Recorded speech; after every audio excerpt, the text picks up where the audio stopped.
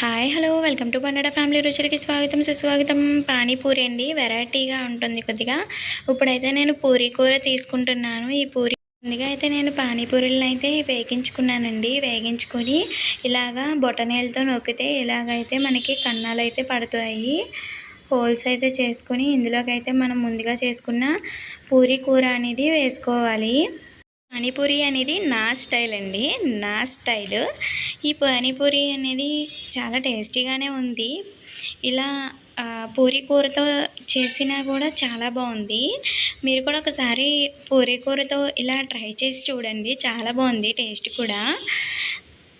ఇలా వేసుకున్న దాంట్లో ఇలా అన్నిటిలోనూ వేసేసుకోవాలి. ఇలా వేసుకున్న తర్వాత ఇప్పుడైతే నేను ఇందులో కొద్దిగా అయితే మొక్కజొన్న చిప్స్ని అయితే వేగించుకొని ఇలాగా మనం గట్టిగా మన చేతిలో అరచేతిలో గట్టిగా మనం మ్యాష్ చేసుకోవాలి. ఇలా మ్యాష్ చేసుకుని మనం ఇందులోకి అయితే వేసుకోవాలండి. చూసారా, ఇందులో అన్నిటిలోనూ పడేలాగా వేసుకుని సర్వ్ చేసేసుకోవడమే, అంతే.